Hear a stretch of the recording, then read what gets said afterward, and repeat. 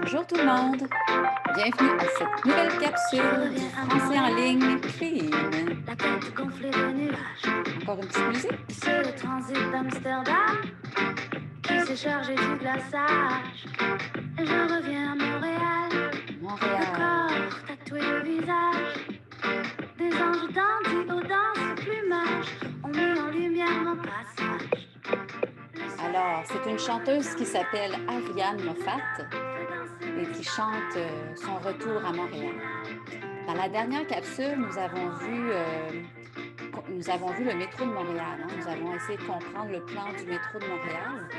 Et puis, j'ai décidé de faire une capsule 24B, en fait, qui va parler de Montréal. Et je vais vous présenter Montréal à travers des petits extraits de texte avec des questions. Donc, ça va nous permettre de voyager en temps de pandémie. Commençons. Ferme la musique. Je fais un partage d'écran.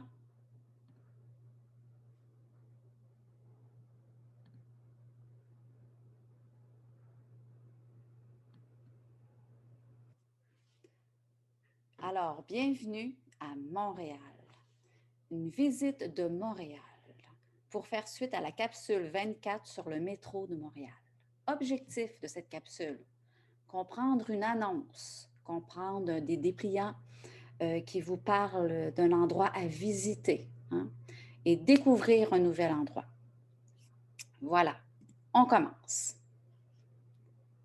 Voyez-vous la grande roue qui tourne? Allons-y. 10 incontournables pour une première visite à Montréal.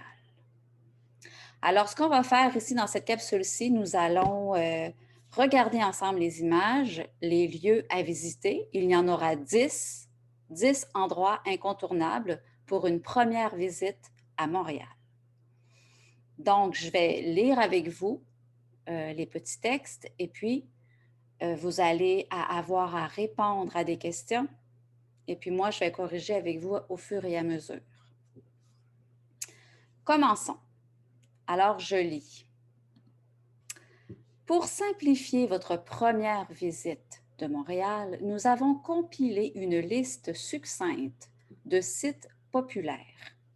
En aucun ordre particulier, voici 10 activités et attractions que les visiteurs venus à Montréal pour la première fois pourraient vouloir mettre sur leur liste de avoir absolument. Voilà.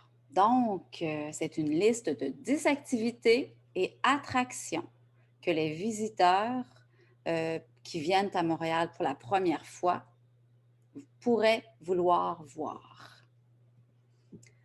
Montréal. Commençons avec le premier endroit à visiter. Je lis le texte. Vous pouvez toujours appuyer sur pause, prendre le temps de chercher les mots que vous ne comprenez pas, et puis ensuite vous revenez et on va répondre aux questions ensemble. D'accord?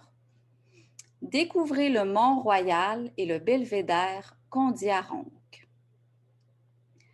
Conçu par Frédéric Olmsted, le même architecte paysagiste qui a conçu le Central Park à New York, le parc Montagne, au cœur de la ville, est le point de repère le plus emblématique de Montréal.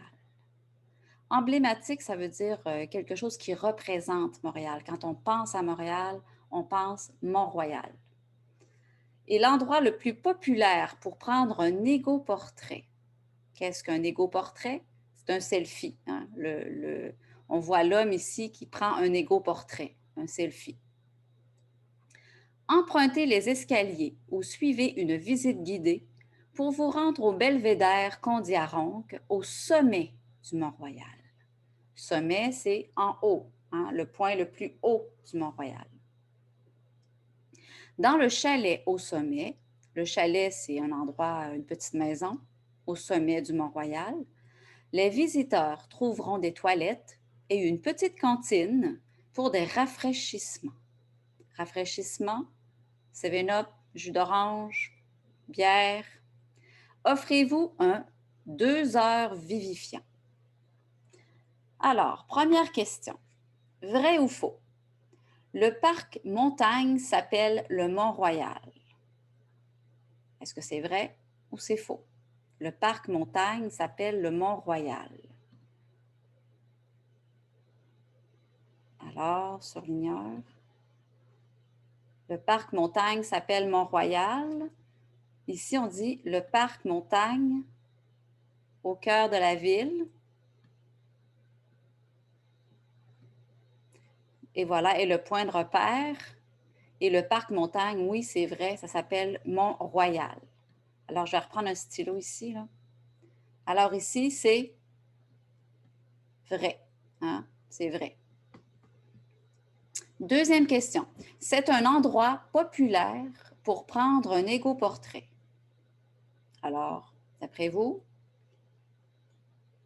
c'est un endroit populaire pour prendre un égo-portrait. Alors oui, c'est vrai.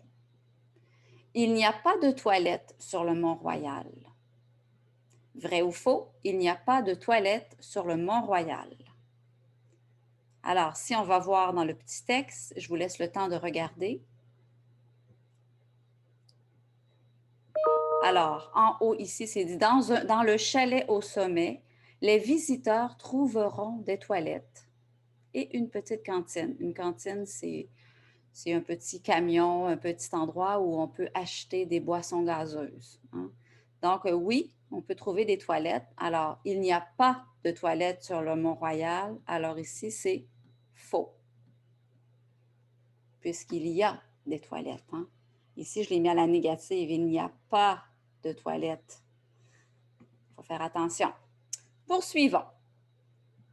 Deuxième endroit à visiter qui est formidable à Montréal. Alors, faites les boutiques sur la rue Sainte-Catherine.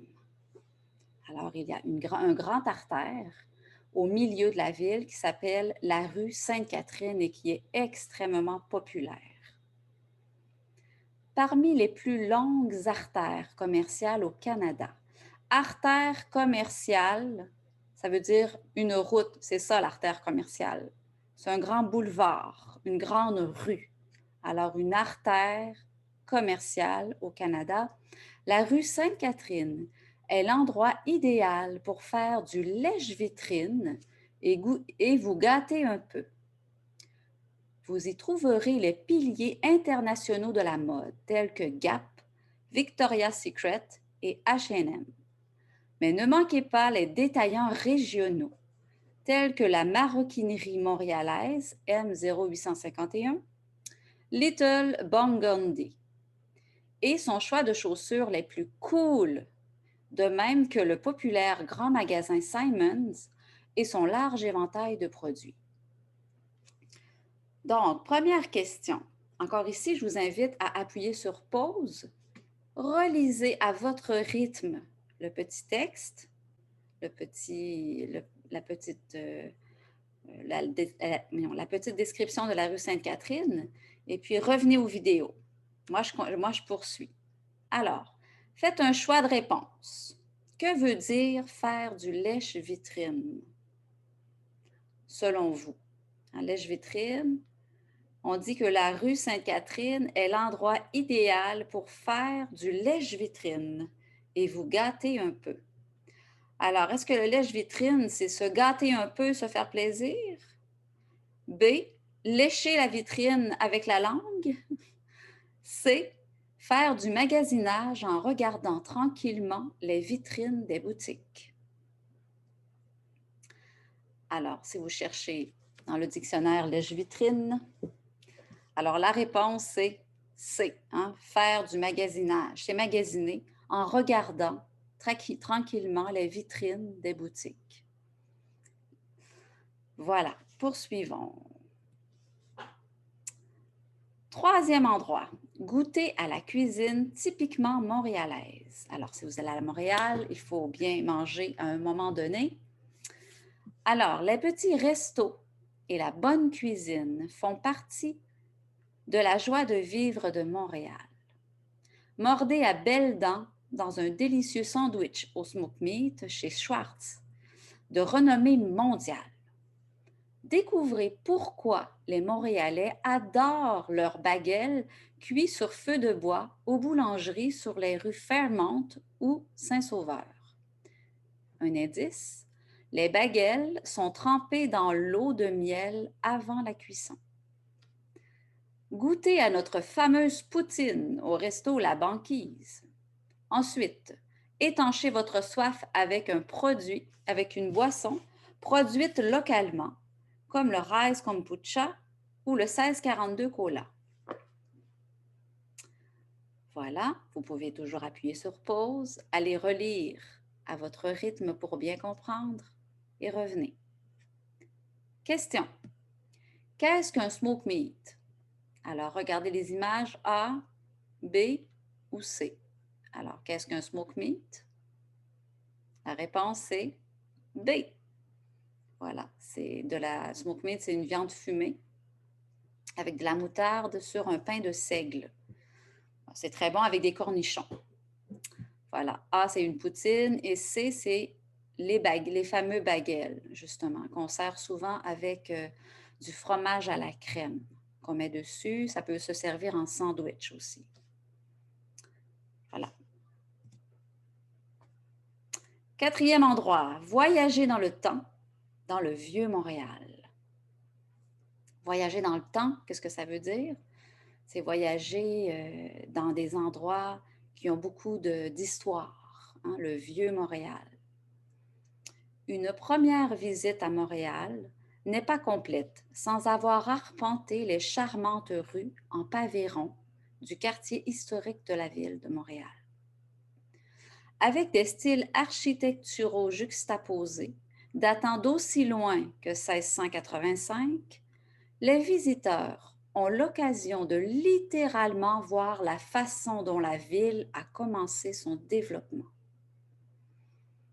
Arrêtez-vous à la basilique Notre-Dame pour admirer ces superbes vitraux et pour un moment de calme. Puis, rendez-vous à l'historique place Jacques-Cartier et installez-vous sur une terrasse où vous serez parfaitement placé pour admirer les artistes de rue et les portraitistes et où la sangria coule à flot. Alors, pause, allez relire le petit texte à votre rythme. Revenez. Alors, pour le vocabulaire, si je dis les charmantes rues en pavés ronds, les charmantes rues en pavés ronds, si vous regardez l'image ici, on peut voir là, dans ces coins-ci, c'est un peu comme dans le vieux Québec, hein? C'est l'espèce de briques dans la rue, hein? C'est le pavé de la rue. Ce n'est pas de l'asphalte lisse, mais bien des briques à l'ancienne posées dans la rue. Ensuite, ici, vous pouvez voir la basilique Notre-Dame. Et puis, vous avez aussi la place Jacques-Cartier. Voilà. Alors, première question. Où faut-il aller boire une sangria? Est-ce qu'il faut aller dans le quartier historique, à la basilique, place Jacques-Cartier? Où faut-il aller pour boire une sangria? Alors, si vous cherchez la question, appuyez sur pause, allez chercher dans le texte, revenez. Alors, il faut aller place Jacques-Cartier et installez-vous sur une terrasse où vous serez parfaitement placé pour admirer les artistes de rue et où la sangria coule à flot. La sangria coule à flot. Ici. Donc, où faut-il aller pour boire une sangria? C'est sur une terrasse à la place Jacques-Cartier. Deuxième question. Le quartier historique date de 1885. Vrai ou faux? Allez vérifier. Revenez. Alors, si je dis avec des styles architecturaux datant d'aussi loin que 1685, alors le quartier historique date de 1885. Alors ici, c'est 1685. Alors, c'est faux. Troisième question. Où faut-il aller pour un moment calme et admirer les superbes vitraux? Alors, bien sûr, arrêtez-vous à la basilique Notre-Dame pour admirer ses superbes vitraux et pour un moment de calme. Alors, c'est à la basilique Notre-Dame. Si je prends le stylo. Alors, c'est basilique. Non, ça va être trop long. OK, stop. Alors,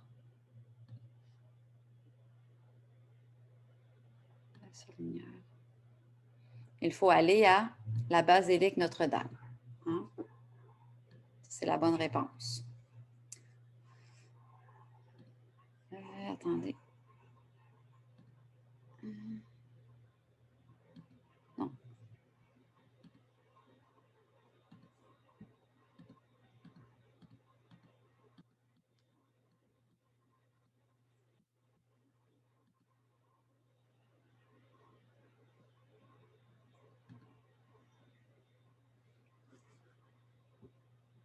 Go. Alors, où faut-il aller pour un moment calme et admirer les superbes vitraux? Alors, qu'est-ce que des vitraux? Hein? C'est des fenêtres. Les vitraux, on les voit ici, là. Ça, là. Hein? C'est des fenêtres avec plein de couleurs et de motifs, hein, dans les fenêtres. Alors, où faut-il aller pour admirer les vitraux et puis avoir un moment calme? C'est à la basilique Notre-Dame, bien sûr. Vous pourrez admirer ces superbes vitraux et pour un moment calme. Voilà. Endroit suivant, monter à l'Oratorio Saint-Joseph. Alors, admirez la diapositive, la photo. Hein. Ça, c'est magnifique. Et même si vous n'êtes pas catholique, bien sûr, c'est une église catholique, mais pas besoin d'être catholique pour aller visiter l'Oratoire Saint-Joseph. C'est un monument historique et architectural extraordinairement beau. Donc, je vous invite vraiment à aller voir, visiter l'Oratoire Saint-Joseph. Saint-Joseph est souvent considéré comme le saint de la vie quotidienne. Ce n'est pas tous les jours, cependant, que vous pouvez visiter l'un des sites de pèlerinage catholiques les plus populaires dans le monde. L'Oratoire Saint-Joseph est un des chefs-d'œuvre de Montréal. C'est quoi un chef-d'œuvre? Chef-d'œuvre, c'est quelque chose qui est très, très, très, très beau. Hein? C'est quelque chose d'exceptionnel qui sort de l'ordinaire. Hein? C'est un chef-d'œuvre.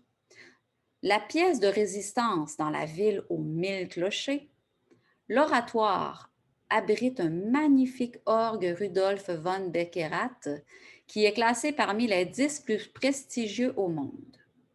Aussi, l'immense dôme de la basilique atteint 97 mètres, ce qui le place au second rang après le dôme de la basilique Saint-Pierre de Rome. Le dôme, c'est ici, là. C'est ça le dôme. Le dôme, c'est tout ce qu'on voit ici. Donc ça, c'est très, très haut. Quand on est à l'intérieur de la basilique, c'est extrêmement, c'est la voûte et ça mesure 97 mètres de haut. Des expositions temporaires sont offertes tout au long de l'année. Des expositions de toutes sortes, hein, sur l'art religieux en majorité. Prenez le métro jusqu'à la station Côte-des-Neiges, puis montez à pied le célèbre escalier de l'Oratoire. Ici, ça c'est l'escalier de l'Oratoire. Alors, pause, allez relire le texte à votre rythme. Moi, je poursuis. 1. Comment appelle-t-on la ville de Montréal? Alors là, ici, il faut chercher dans le texte comment on appelle la ville de Montréal. Alors, je vous aide. L'Oratoire Saint-Joseph est un chef-d'œuvre de Montréal. La pièce de résistance dans la ville aux 1000 clochers. Alors, comment appelle-t-on la ville de Montréal? On la surnomme la ville aux 1000 clochers. C'est quoi un clocher? Le clocher, c'est ici, là, la cloche, là. Ding, dong, ding, dong. Ça, c'est les clochers. OK? Donc, la ville aux 1000 clochers. C'est le surnom de Montréal parce qu'il y a beaucoup d'églises, en fait, à Montréal. Deuxième question. Comment s'appelle le lieu de pèlerinage des plus populaires au monde? Alors, comment s'appelle le lieu de pèlerinage des plus populaires au monde? Saint-Joseph est considéré comme le saint de la vie quotidienne. Ce n'est pas tous les jours, cependant, que vous pouvez visiter l'un des sites de pèlerinage les plus populaires dans le monde. C'est l'Oratoire Saint-Joseph. Donc, réponse, l'Oratoire Saint-Joseph. En fait, c'est l'Oratoire Saint-Joseph. 3. L'immense dôme de la basilique, le dôme, ici, est plus haut que celui de la basilique Saint-Pierre de Rome. Vrai ou faux? Allez vérifier et revenez. Je vous aide aussi. L'immense dôme de la basilique atteint 97 mètres, ce qui le place au second rang, après le dôme de la basilique Saint-Pierre de Rome. Donc, au second rang, ça veut dire au deuxième rang. Donc, il n'est pas le plus haut au monde.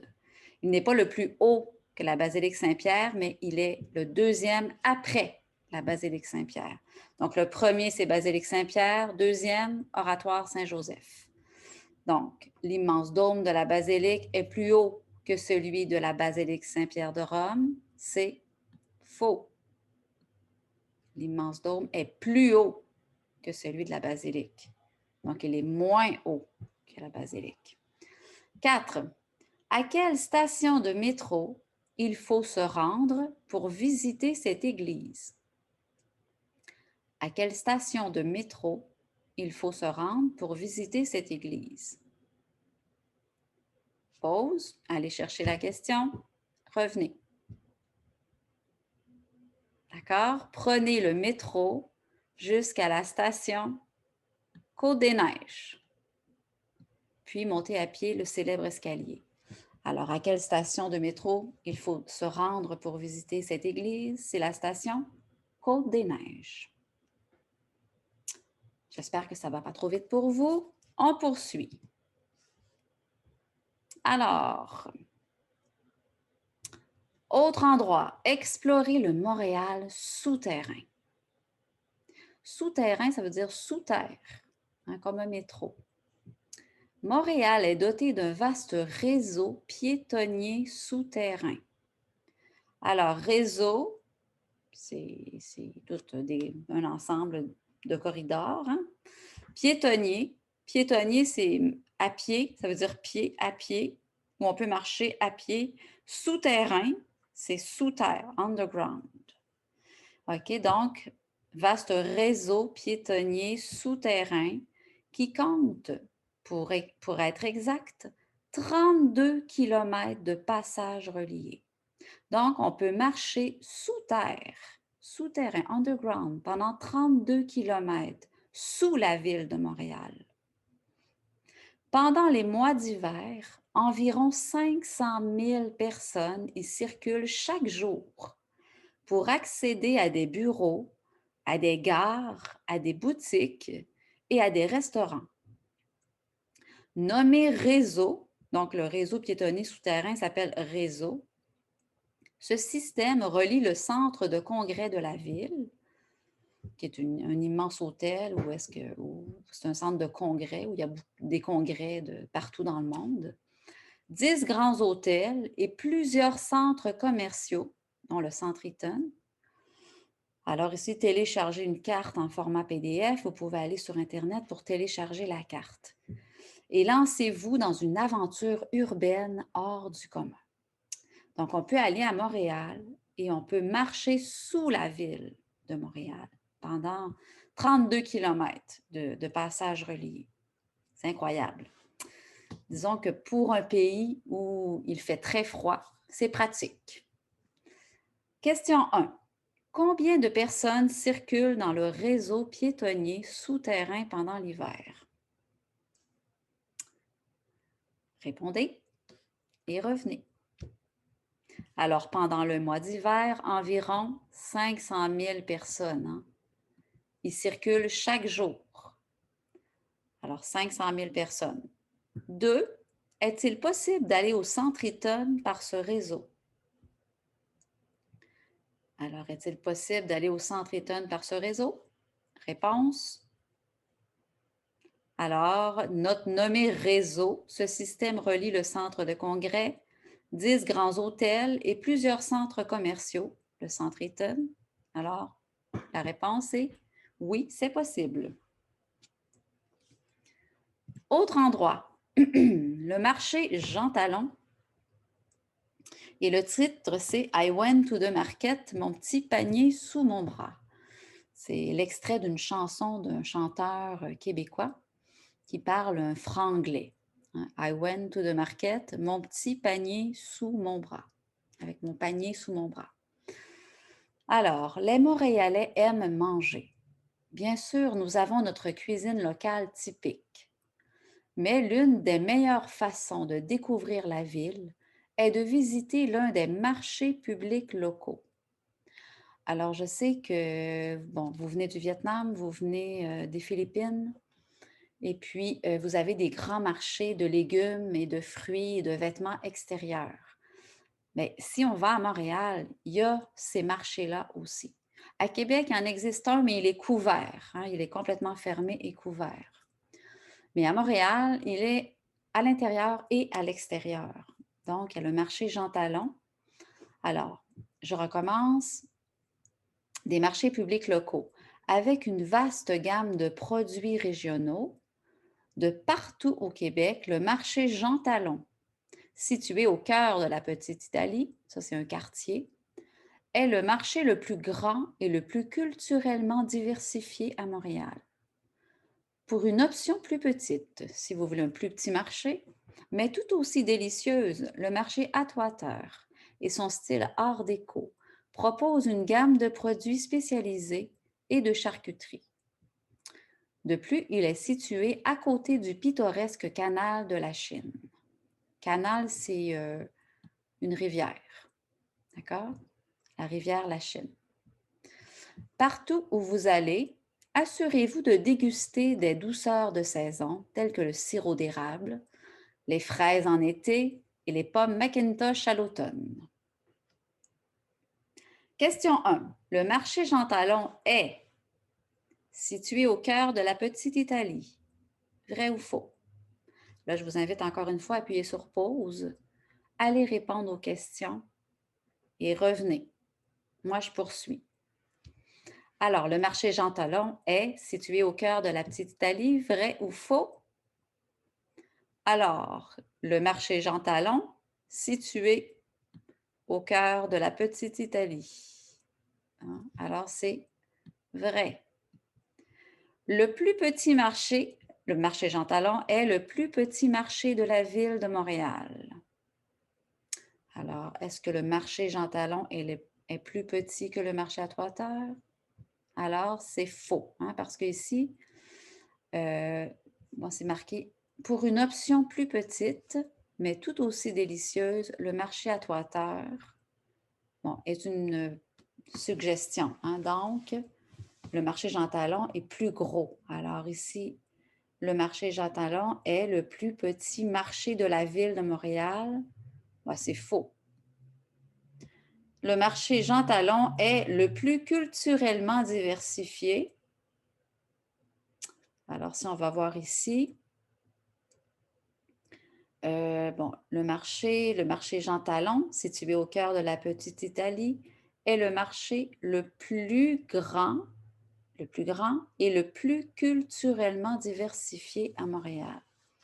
Alors, est-ce qu'il est le plus culturellement diversifié? Alors, c'est vrai.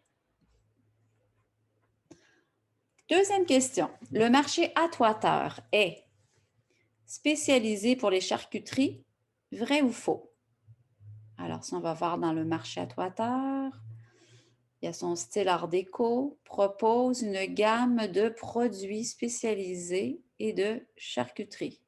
Alors, c'est vrai. Le marché Atwater est situé très loin du canal La Chine. Alors, de plus, il est situé à côté du du pittoresque canal de la Chine. Alors, le marché de Water est situé très loin du canal de la Chine. C'est faux puisqu'il est à côté. Bon, ici, vous avez remarqué, hein, on pratique les plus de, plus haut que, à côté de, près de, très loin de. C'est pour se situer, hein, dans les lieux. Poursuivons. Alors, on avance. Ici, atteignez un nouveau plateau. Là, on change d'endroit. On s'en va dans un coin de Montréal qui s'appelle le Plateau. Les escaliers, c'est un coin en fait qui est très, très habité, hein. Il y a plein d'appartements avec des galeries, il y a plein de familles qui vivent sur le plateau Mont-Royal. Les escaliers en colimaçon, colorés du quartier, le Plateau, présentent une image emblématique de Montréal. Emblématique, ça veut dire qu'il représente Montréal. Quand on pense à Montréal, on pense aux escaliers en colimaçon, on pense aux 1000 clochers.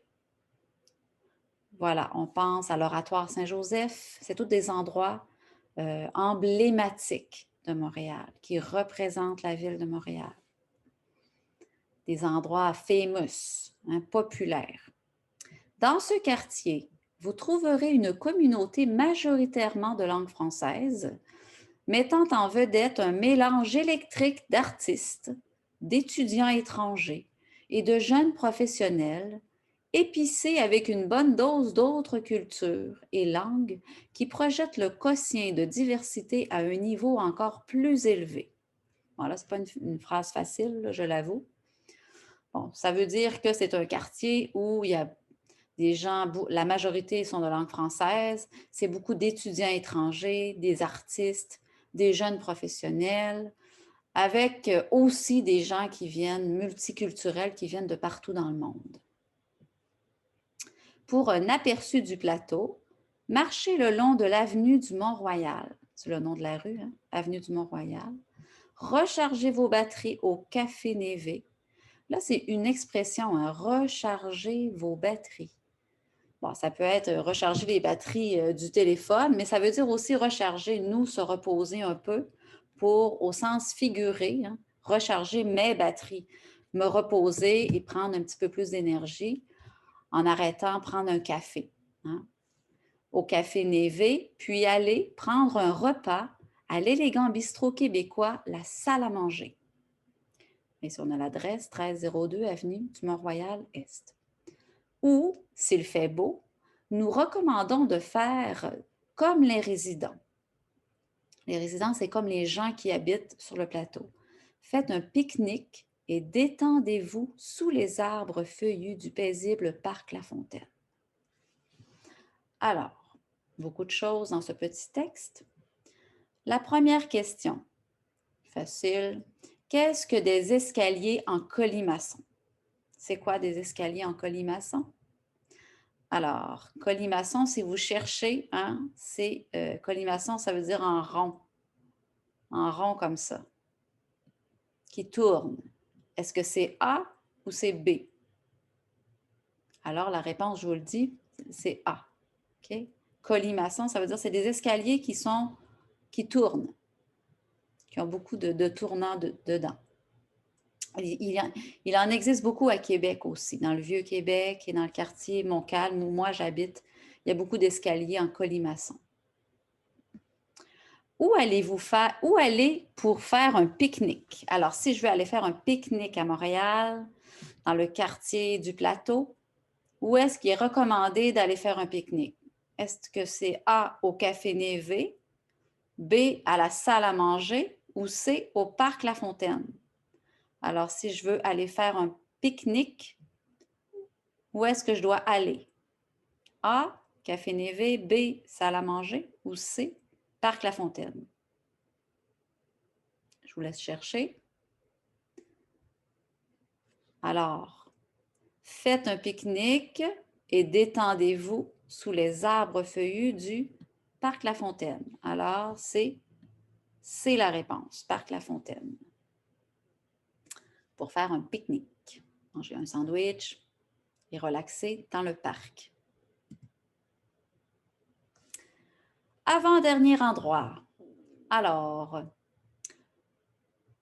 aller vers l'est pour un festin d'attractions. Là, on parle de l'est de Montréal. Le quartier Hochelaga-Maisonneuve. Là, on est dans un autre quartier. Le quartier Hochelaga-Maisonneuve est situé dans l'est de Montréal. Compte plusieurs attractions impressionnantes. Tout à distance de marche les unes des autres. Donc, on peut tous les faire à pied. Tout d'abord, il y a le Stade olympique. Ensuite, il va y avoir le Jardin botanique de Montréal. Il va y avoir le Biodôme. Alors, le Stade olympique, c'est celui qu'on voit ici sur la photo. On voit le mât, le haut du Stade olympique. Le Stade olympique est un rappel grandiose des Jeux d'été de 1976 qui sont passés à l'histoire et sans doute la structure architecturale la plus reconnaissable dans toute la ville. Reconnaissable, c'est-à-dire qu'on la voit de loin. On voit le mât du stade de très loin quand on arrive à Montréal. Voilà. À la tour inclinée du stade, encore plus grande que la tour penchée de Pise, les visiteurs peuvent prendre un funiculaire. Funiculaire, c'est un ascenseur pour une vue panoramique du paysage urbain. Alors, vous le voyez ici, le funiculaire, là. On le prend dans le bas du stade et on monte jusqu'en haut. Et en haut, ici, on peut voir la vue sur la ville de Montréal. On trouve également dans le quartier, Hochelaga-Maisonneuve, le Jardin botanique de Montréal, de renommée internationale, qui dispose d'installations saisonnières telles que le populaire Festival de lanternes chinoises au cours des mois d'automne. Là, le Jardin botanique, là, il y a plein de fleurs, il y a plein d'arbres et il y a aussi un jardin chinois qui est vraiment très impressionnant parce qu'il y a une communauté chinoise très importante à Montréal. Et puis, ils ont reconstitué un vrai jardin à la chinoise. Puis, au mois d'automne, il y a le Festival des lanternes chinoises.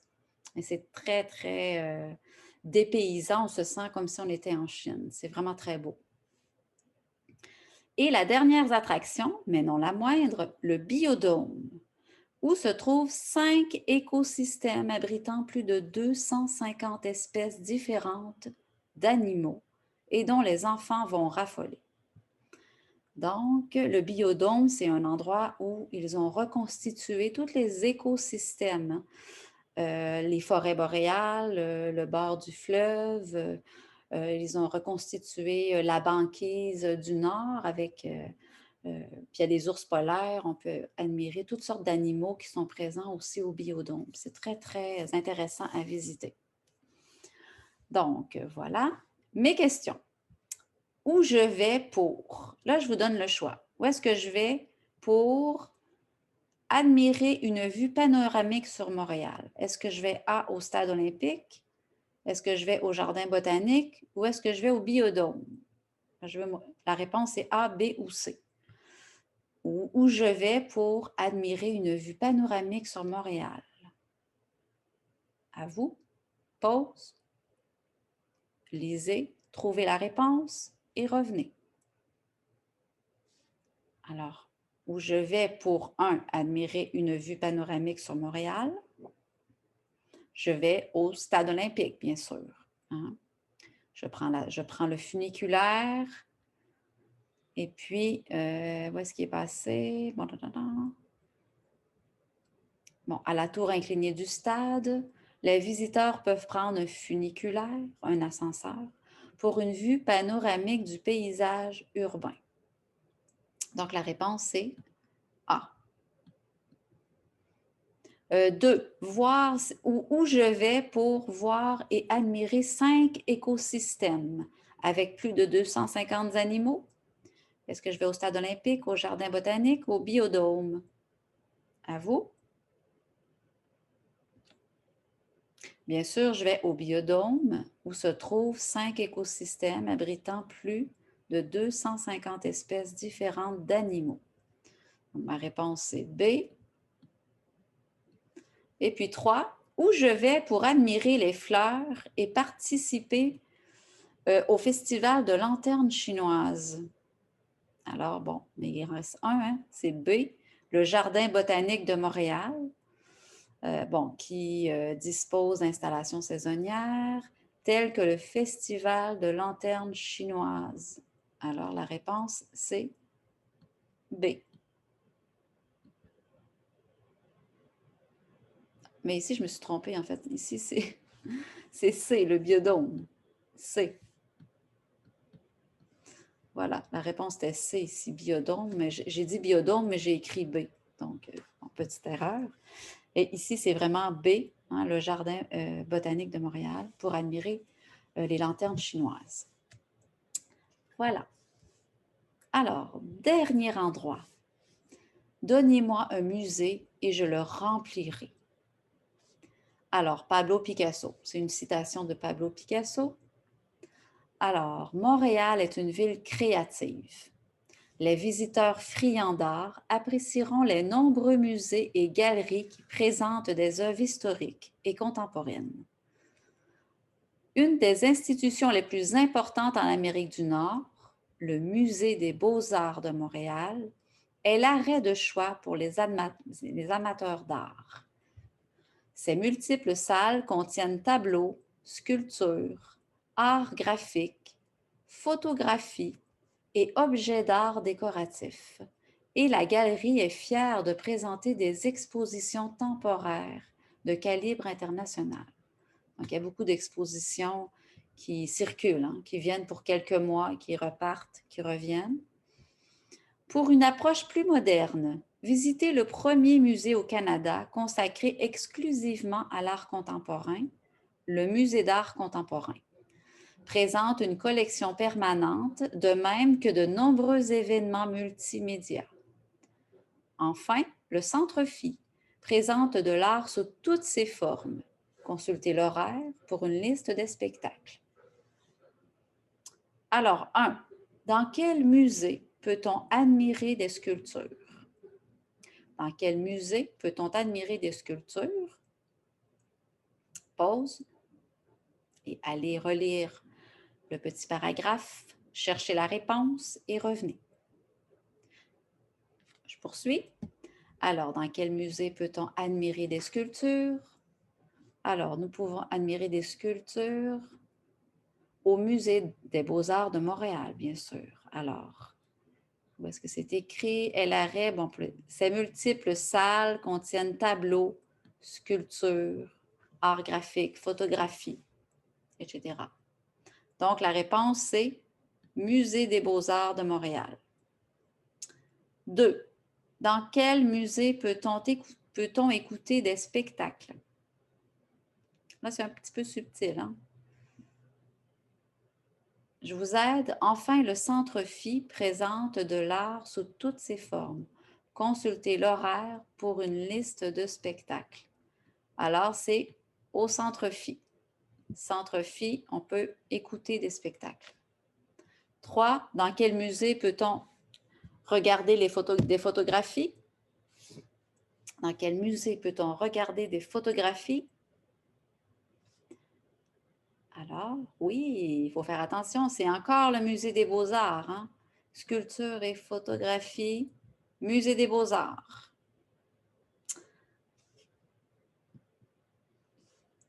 Voilà, si je reviens ici à la première diapo, est-ce que vous aimez la roue de Montréal? Est-ce que vous avez aimé la ville de Montréal?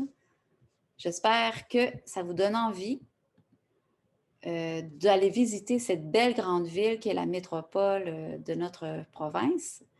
Et puis, je vous souhaite une belle visite de Montréal. Emballé de courage, je serais rentrée à la nage si je n'avais pas eu tant de bagages. Je reviens à Montréal, portée par un héritage. Enfin, je suis un peu plus sage et l'été matin à mon âge. Alors voilà, je vous laisse là-dessus. Soleil, Au revoir. le terminal.